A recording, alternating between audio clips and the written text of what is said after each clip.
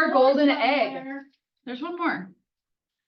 Hi, everybody. Find it after. If you can see me on the screen, I hope you all are safe and warm in your cozy houses. We do have some crazies that have braved the weather to come in because they felt like their chances of winning the golden egg would be pretty good, knowing that not a lot of folks were going to be here. And we do have a couple of winners. So, Shelly Phillips, you got a couple of golden eggs. What'd you get? Starbucks gift card. Starbucks gift card.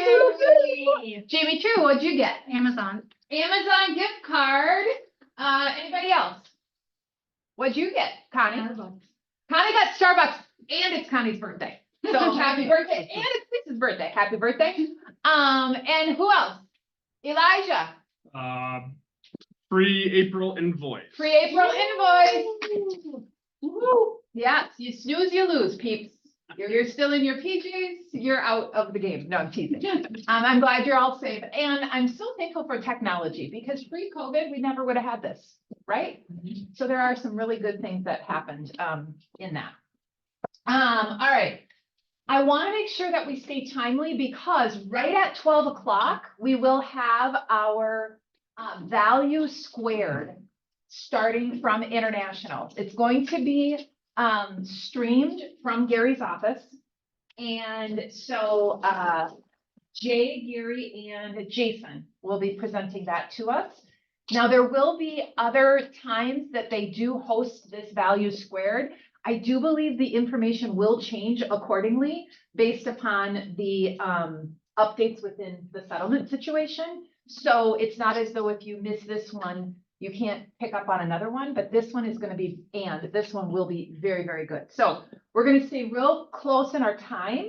I want to give a huge shout out to the Toms with NAF for bringing in lunch for us. We are very, very grateful for that because Lord knows we need sustenance. So let's, There's enough for 25 people, so Everyone's hungry. we are going to eat. you're all required to eat 6 sandwiches. We are going to eat well. We do actually have people in the room. I know that on the video, you probably can't see them, but we have them here. Just not a whole lot of them, but we're cool. The cool ones all came in. I'm teasing you all. I'm very happy that you're safe. All right, let's get started with a little bit of gratitude. Okay, happy birthday. Happy birthday. We got a great birthday. Do I need to do anything there? No. Do I need to do anything? Okay. Nope. All right, happy birthday, ladies. It must be a beautiful day to have a birthday. Let's talk about bucket fills. Who's got some gratitude that they want to share on the screen or in real life? Anything that you want to share? Yes, do. Jeff. I ask the Duffys a lot of questions. I even call them at home sometimes, and they are more than pleasant and helping me out. So I always appreciate it. So thank you to the Duffys. Thank you, Jeff. Their phone number. Yeah, pretty awesome. All right, who else? Who else had some buckets they want to fill? Gratitude. Anybody on the screen?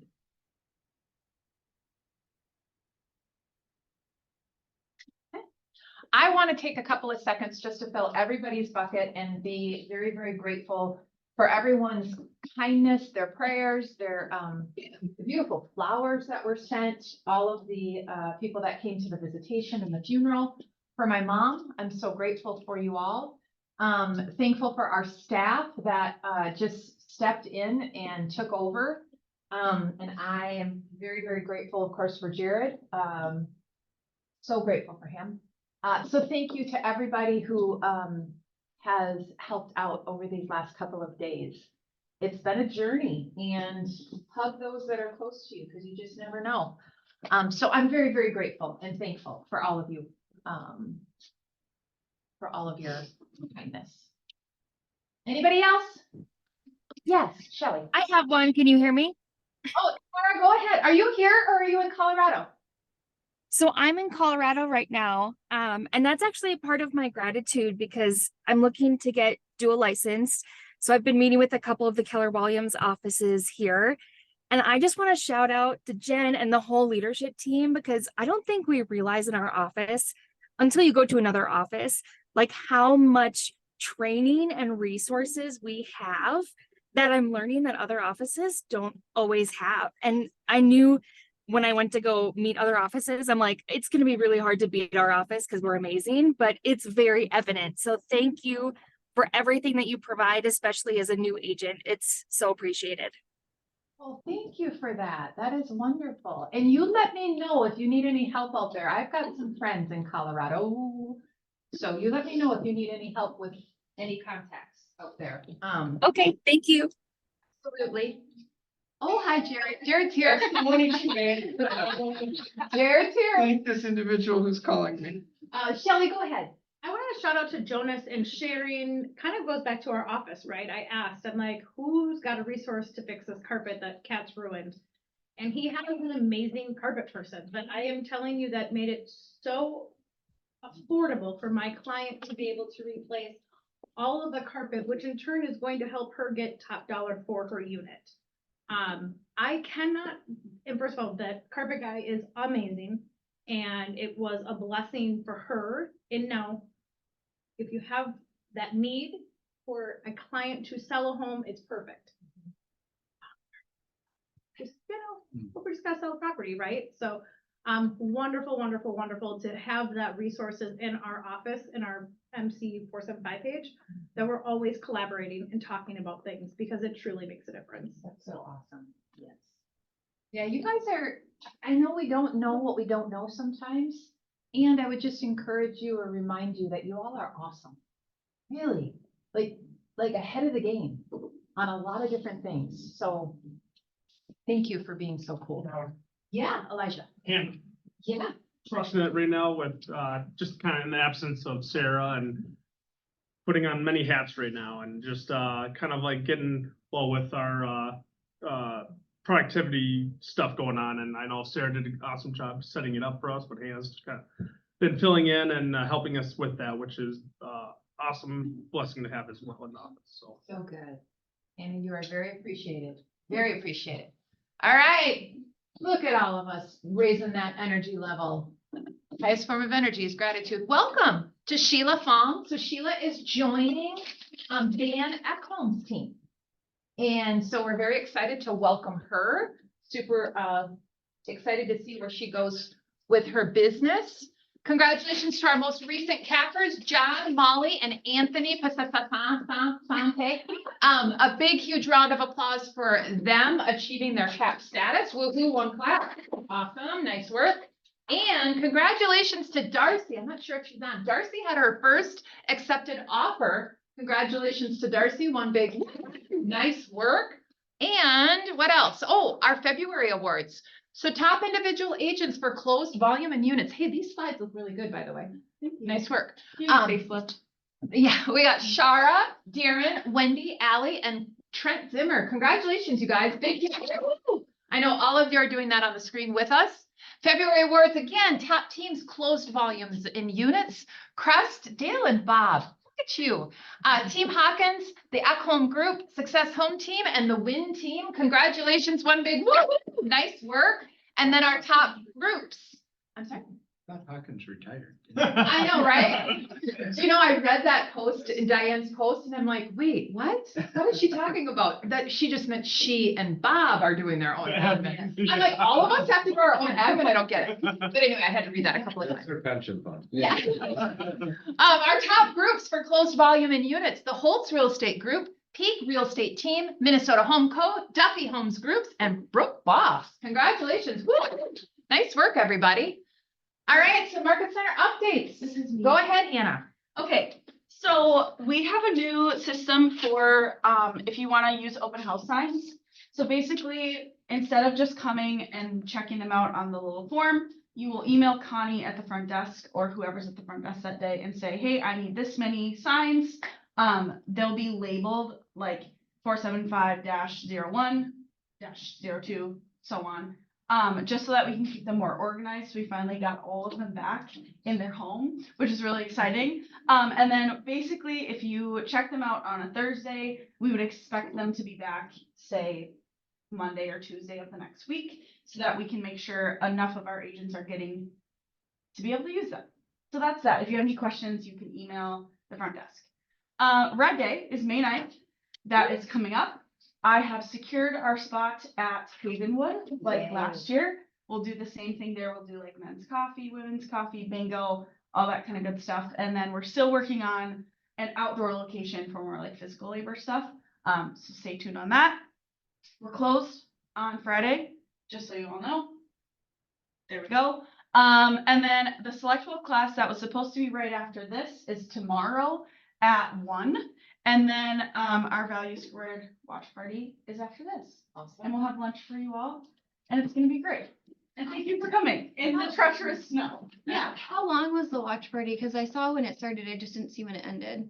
It's from 12 to 4 on the calendar, but Okay. Lisa Sorvig attended last time and she said it's about 2 Quick, yeah. Yeah. I think So- it's like 2.5 hours. Yep. Oh, okay. So it won't be the whole 4 hours. Okay, I gotcha. don't think. Yeah. So, They, Yeah. they told us that it was gonna be that, and, well, and now was Gary on the first one? No. Okay, so, yeah, all bets are off. Because Gary goes however long he wants to go, and yet, it's probably like 2 hours. He was just for a little bit, his Yeah. dog had a vet appointment. Oh, yeah, he had an appointment. Okay, okay. Yes, just a reminder, on Friday, we will be closed, in acknowledgement of Good Friday. We will be open on Saturday virtually. So if there are things that need to be done in the MLS on Saturday, we will be manned just like normal. So any questions you can, and thank you, Connie, for getting things organized so well.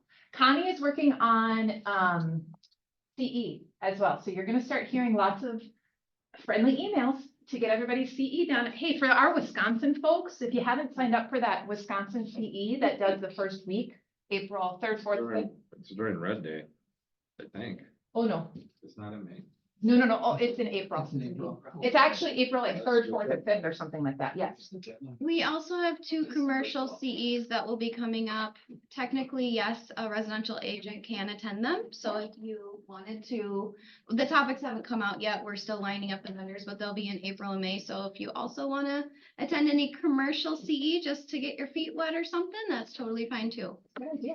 Very good. And Connie's been super good as far as tracking. Like, have you ever done this before? Has anybody ever done this where you took all your CE and then for some odd reason you didn't have all of your CE done? And you're like, well, what the heck? I know I've done this. And then you only realize that you've actually taken a class more than once. Does that ever happen to anybody else? It's happened to Connie. It's happened to me. Brooke Boss, thank you. Because let's just be honest, it happens. We are like, I think I took a class 3 times, I think. Or they didn't get it recorded, Pardon me? or the venue didn't record you Correct. taking the class. Yeah, so just go in and check your scores or your CE credits every once in a while. And if you have questions on how to do that, shoot the front desk an email and we'll be able to help you with that. Did they change that on Paul's portal? I thought they tried to make me log in once. I was upset. Usually you just need your license number and your social security number, and then I was at home and I'm like. I don't know. I could give you an answer. It would be made up. Anybody else run into it? I don't know for If you sure. click on the wrong option, some of them will make you try to log Okay, in. got that. I did that, I clicked on the wrong one. Okay, Right now, and all you need is your license number, your last name, and your social. You're good. Brooke knows. Thanks, Brooke. Brooke knows. No, I'm just Um, looking right now because I don't know, actually. A little trick is in my phone, I keep my license numbers as a contact license number. Just a little tip. So then I have Minnesota and Wisconsin. So, yep, that's your aha for your team meeting today. All right, any off-market opportunities? Do you want to sell any houses? Yes. Ivy Novak for whoever's on the watching. I have a Apple Valley condo coming up, probably listing Friday or Saturday. We're doing photography tomorrow.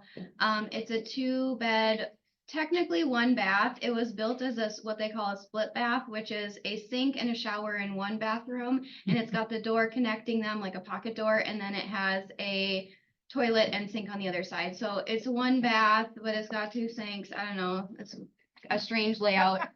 It's a complex over on Pennick, and I think there's a few other developments that have it as well. Anyway, it's gonna be 165 and it comes with a garage stall. So and the association has a pool. So let me know if you have any. Can you have renters? You cannot. It is no, they changed the rules and the rentals that are in there are grandfathered in and they will not be renewed. unfortunately. Because otherwise that thing would have been sold like 4 times right now. I know. Yeah, Yeah. unfortunately. All right, anybody else? Any listings or buyers? Yeah. Got a 4-bedroom, 2-bath, split in Egan by Cliff and Johnny Cake, $390. Oopsies. Good. All right. Anybody I else? have a townhome in Woodbury in Savannah Oaks. 270, 2-bedroom, 2-bath, rentable. 2 bed, 2 bath, 1 car? 2-car. Really? Mhm.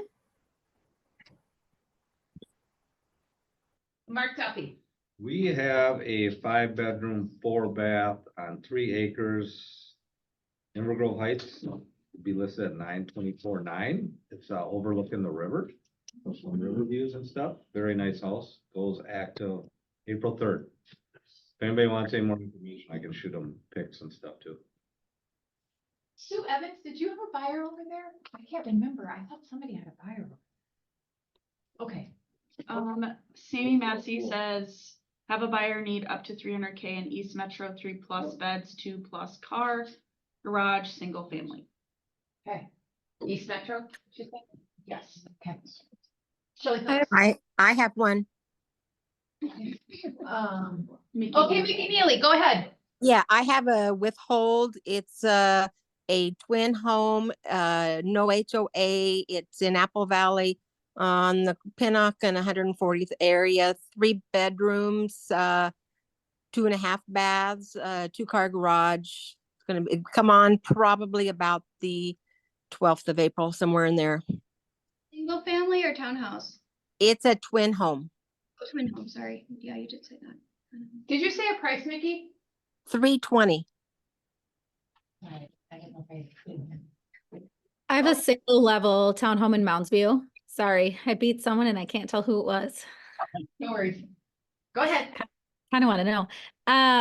Single level townhome in Mounds View, 3 bedrooms, 3 bathrooms, nicely updated. It's almost 3,200 square feet. It's huge. And it has a walkout basement as well. And it has a pretty private backyard type area. And I don't know the HOA, so don't ask because I can't tell you. And it likely won't go on the market until sometime in the fall, but if someone had a good offer or a big need, they may be open to it prior. Shelley.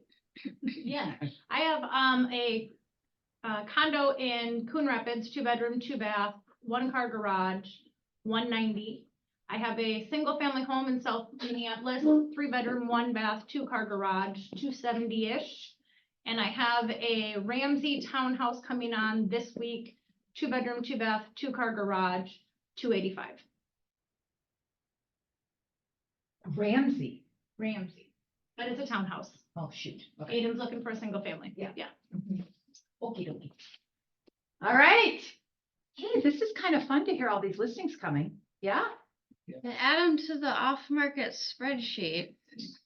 That is pinned at the top of the 475 page. And is in every single newsletter I send out on Friday. Okay. It's all right. More agents. People we don't see it. Okay, that's totally fine. It's so funny. That is me 100%. Okay, I don't want to miss anything online. If anybody has anything else. All right. Okay, so we are going to wrap up pretty quick here, but before we do, I just got off a webinar with the one of the attorneys for the Minnesota Association of Realtors, and he was doing a broker review for all of us brokers. And both Alexis and I and the staff, we were all on this call. So here's what we're doing. I just want to give you guys some background. Because I've heard this a couple of times, not just locally, but across the country, is that are we not taking this seriously enough? And yes, we are. We are.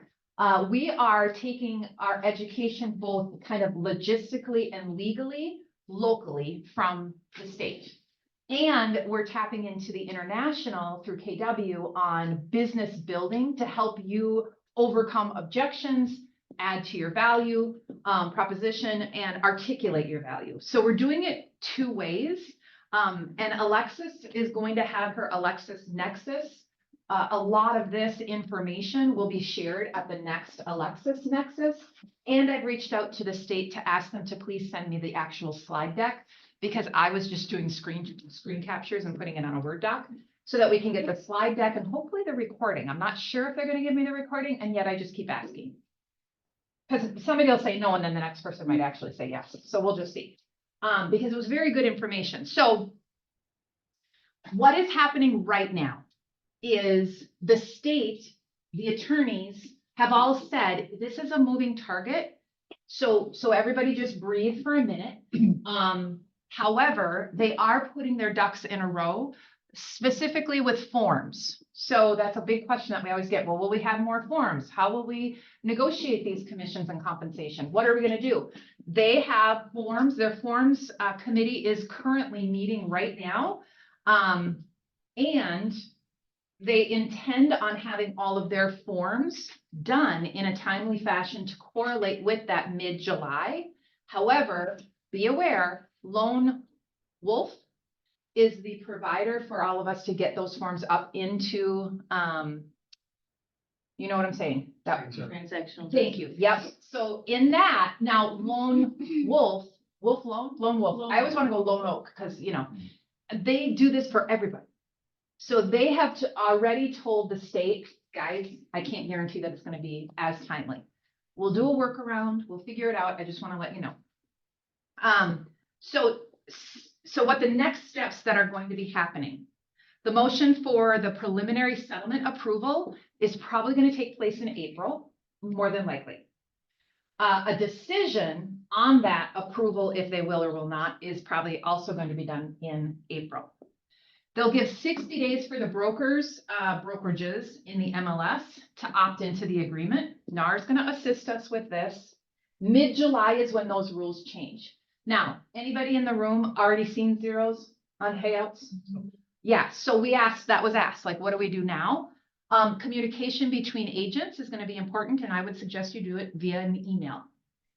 If you see a zero, kindly send them an email. I don't have verbiage. I guess I can talk with Michelle or somebody about getting proper verbiage. And it's as simple as saying, Elijah, I noticed this listing MLS number has a zero payout. What are the sellers willing to pay out to buyer brokerage? In an email. Okay, that's what they said. Form changes are rolling out as soon as possible. The practice changes expected for brokers, probably going to be mid to late August. And September, they're going to do a motion for the final approval of this settlement, and December is the expected final approval. So lots of things are still taking place and happening, and I think everyone is rushing to judgment. And it's interesting because, you know, no longer do we care about factual stuff. We just care about being first. And I would just caution you, yes, be logical and present the facts, and be logical and present the facts. Okay, questions. What about my current contracts? Are they going to be considered illegal or non-enforceable, unenforceable? No, they are not illegal. They are not unenforceable. You do not need to go get new contracts. Okay, so your buyer reps, listing agreements, etc. Can buyer rep contracts be enforced in Minnesota? Yes, they can. They always have been able to. Yes. Can brokers still set their own commission standards? They can. And we're going to watch that because we also understand where you all are at.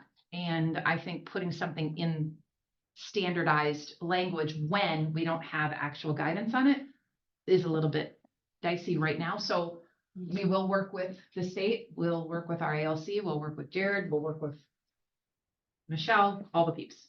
How will the new rules be enforced? We spent a lot of time talking about this because quite frankly, they don't know. And here's what the attorney said. The attorney said that more than likely will procuring cause go away. So this was a big thing, which I didn't even think about this, and yet I'm like, oh, that makes sense. Procuring cause, will that go away now because we've got these, you're going to have an agreement anyway before you show a house. Now, if you have an open house, Logistically, what they said was, you're representing your seller, a buyer comes in, they're not in a buyer rep with anyone. They want to come in and see the house. How do we do that? Because you're not supposed to show any properties without a buyer rep. You are acting as the seller's representation. They say, this is what he said today, they can come in and look around. You don't talk to them, help them, do anything with them. The moment you do, you need to get into a buyer rep with them. That's what they say. You say, Jen? Yeah, don't make eye contact. Go into the other room. Yeah. Jen? drugs are in the bathroom. Hi. Oh, Alexis, hi.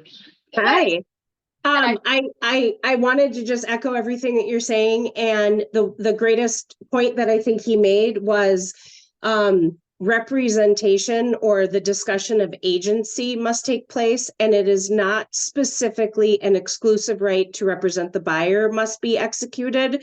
They did clarify that facilitation is also a representation option, meaning not represented, right? And the attorney did bring up, there may become non-exclusive agreements come back to our option of use. It's all about having a conversation about representation. So I just don't want everyone to be thinking that the only option is an exclusive right to represent. And when we were at the town hall a week ago Monday, you know, not all exclusive buyer representations have to be a long duration of time. They could be just for the day, just for that particular house. So we have flexibility within this parameter. It's not just, if you're in an open house and you're working on behalf of the seller and a buyer is walking through, you're going to have a conversation about the options to represent them or not. So just add that or not in there. It just has to be documented. Hey, Jen. Hi, Jennifer. It's Wendy Gimple. Alexis, I just want to say something on that. I had a deal once where I represented the seller and the buyer wanted me to represent, but didn't want representation, only wanted facilitation. And Michelle Smith said you can't wear those two hats in any transaction. And that is Yep. true. Yep. That's absolutely true still to this day. He even addressed that on the call today. It could change in the future when we have this whole, right now that is true though. And so it would be he had it on the screen and I didn't screen capture that. It was like a non-exclusive agency form. So if you represent the seller, you can either also represent the buyer or not provide any representation at all. And it does need to be in writing to the customer, which would be the buyer, that you are not providing any representation to them and you exclusively represent the seller.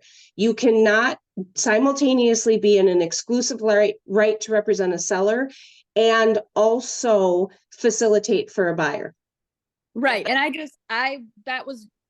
just think that that's important for people to understand, because I was thinking, oh, that's easy. Then I don't represent, but I am facilitating for the buyer. But I just wanted to make sure everyone knew you cannot do that.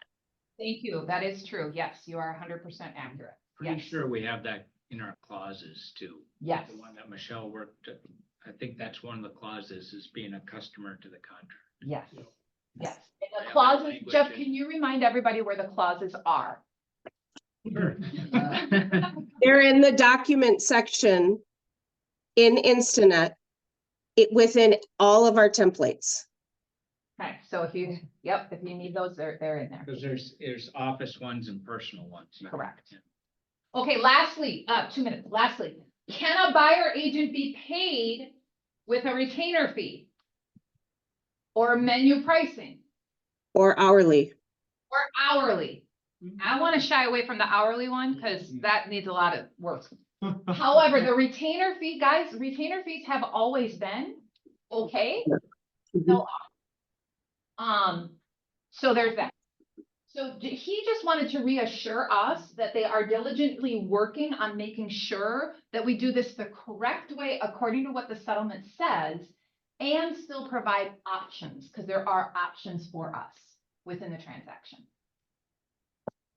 some of the dialogue that was, that we are going to look into having is, you know, what do you do if you do sit down with a seller and they say, I don't want to pay out a listing, or I don't want to pay out a buyer broker? What do you do?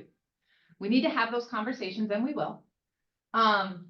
What do you do with a buyer when you have a house that they want to see and there's no compensation and they don't have money to give you your buyer representation fee, commission? We don't do fees. So there's still a lot of work to be done on the facilitation and logistics of how this all works.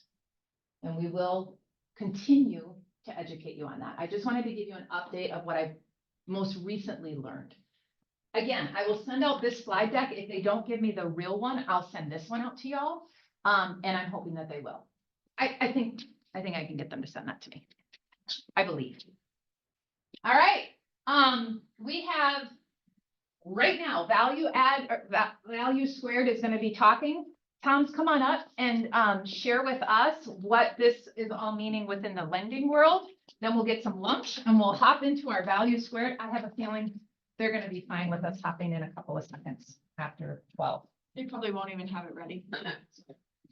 The answer is that we don't really know for sure. I mean, the lender paid or buyer paid, I'm sorry, seller paid closing costs are still going to remain where they are right now. There will be some programs that are out there that will free up some money for first-time home buyers.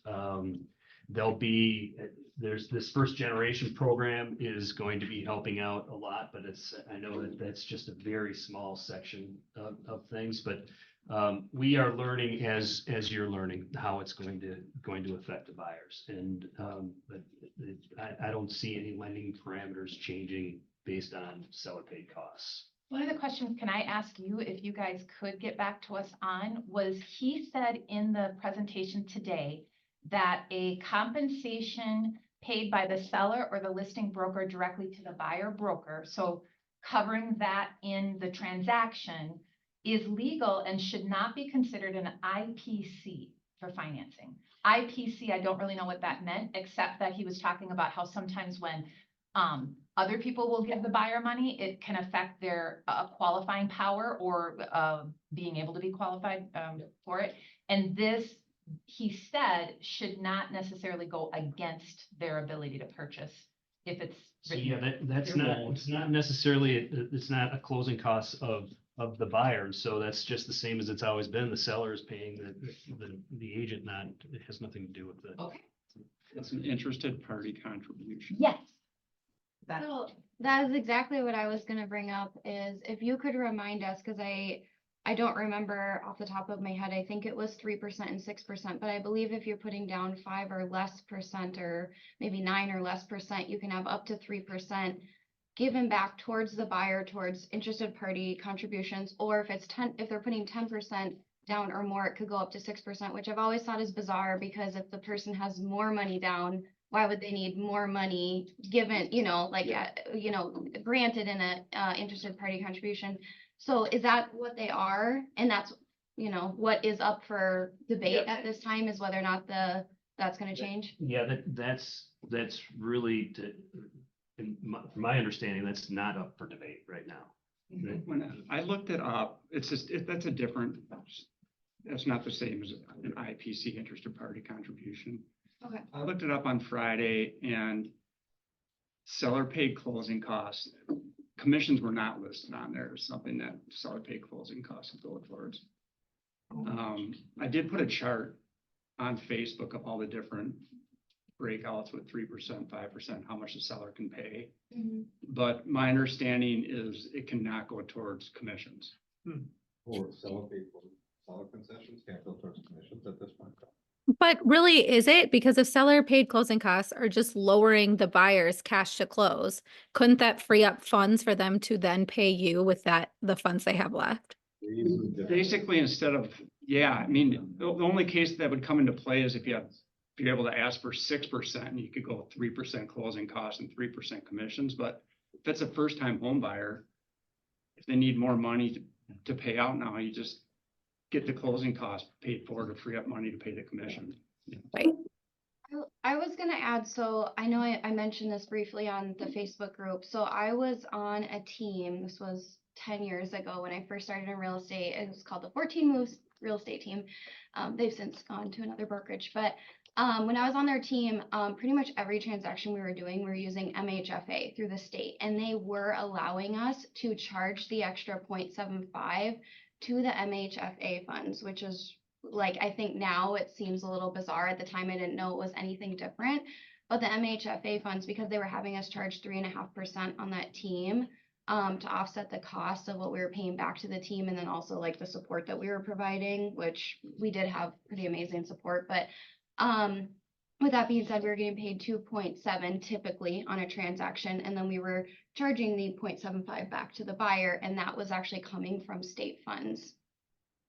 Isn't that bizarre? Like, it seems so wild now that we think about it, but it was allowed and it went through on every transaction. So I don't know, just tossing that out there that it was allowed at one time. Yeah, we'll have to see. It's a fluid and ever evolving situation. And I know that can be frustrating because in times of change, if you don't know things, it makes you more fearful. Yet I want to assure you that we are digging in. The Toms are digging in on the finance side. We're digging in on the broker side. So please keep asking questions. And it's great. Keep the dialogue open. So. It's very gray on our end too, and I've been trying to get the question answered on whether seller pay closing costs can pay commissions, and nobody really knows, but I went and like read it. It didn't specifically say in Fannie Mae's guidelines that they could go or pay commissions. But I do think we'll see a lot more MHFA like than usual once all these come into play. MHFA, first time home buyers be isn't a lot more than. All right. I'll open up the lunch. You guys are ready. Just come by and grab it. Thanks, Okay, thank you guys. Go get your food, come back in. We'll get off of this Zoom, everybody, and log back into your Value Squared Zoom. Appreciate you all. Pretty much. Oh. Everybody does that. So. Yeah, I have to watch. It's